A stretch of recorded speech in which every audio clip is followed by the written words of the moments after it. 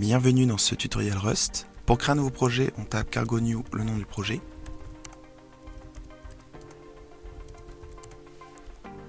On a un main.rs qui contient un hello world. On peut l'exécuter en tapant cargo run. On peut déclarer une variable avec le mot-clé let, le nom de la variable, son type et sa valeur. On peut l'afficher dans le println.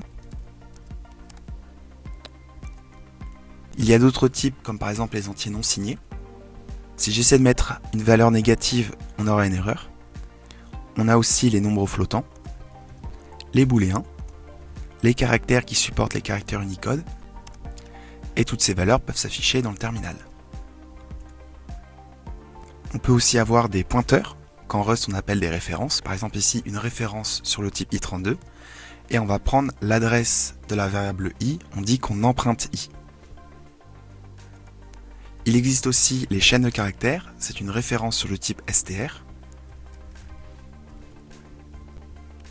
On peut afficher ces valeurs, mais on va remarquer quelque chose de particulier. Après le hey, on voit que c'est 56 qui s'affiche, et pas une adresse mémoire. Ici, P est de type pointeur, enfin de type référence, pourtant c'est quand même la valeur qui est pointée qui est affichée. En fait, le déréférencement est automatique, et même s'il y a plusieurs niveaux, par exemple ici en tout il y a 3 niveaux, c'est toujours 56 qui s'affiche et pas une adresse mémoire. On a aussi les tableaux, ici un tableau de 4 entiers i32, et on a aussi les tubes qui sont des groupements hétérogènes de valeurs, c'est-à-dire avec des types différents. Ici par exemple, j'ai décidé que ce serait un tube contenant 3 valeurs, un caractère, un entier non signé sur 8 bits et un booléen, avec une valeur exemple, un caractère F, 9 et false. Mais par contre, cette fois-ci, si on essaie de les afficher, on va avoir une erreur. Le compilateur nous dit que le type tableau de 4 entiers i32 n'implémente pas le trait display. Pour l'instant, on n'a pas encore vu les traits, on n'est qu'au début. Mais ce qu'il faut comprendre sur les traits, c'est que ce sont des habilités. Si un type implémente un trait, c'est-à-dire qu'il a une certaine habilité qui correspond à ce trait.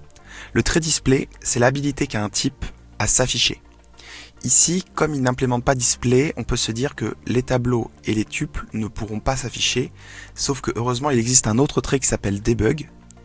La différence entre display et debug, c'est que display on est sur un affichage qui est plus joli, alors que debug on est plus sur un affichage d'inspection, qui est fait normalement pour du débugage.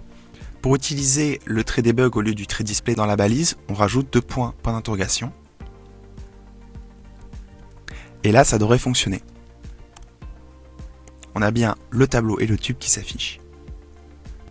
Ce qu'on va voir maintenant, c'est qu'on n'est pas obligé de préciser le type quand on déclare une variable. Si je recompile, on va voir que ça fonctionne. Je peux demander au compilateur de réinsérer le type qu'il a pu déduire. On voit qu'il a été capable de retrouver les types, à l'exception de la variable u qui par défaut a été mis à i32 au lieu de u32. On peut modifier la valeur d'un littéral, par exemple en mettant derrière U32. Si j'essaie de compiler, on aura une erreur. Il nous dit qu'il attendait un i32, il a trouvé un U32. Maintenant qu'il y a la notation de type sur le littéral, lorsque je lui demande de déduire le type, il a bien trouvé que c'était un U32. C'est aussi vrai pour les chaînes de caractères et les pointeurs.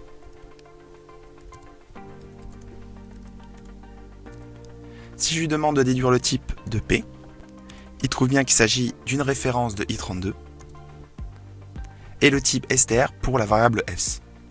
Pour les tableaux et les tubes, c'est pareil. Et sur le nombre 9, pour qu'il soit en U8, on peut lui accoler U8 à la fin.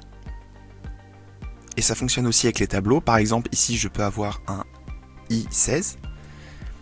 Et si j'essaie ici de mettre, par exemple, un U16, on aura une erreur, puisque le tableau était censé être de type I16, et j'ai mis un U16 en deuxième place.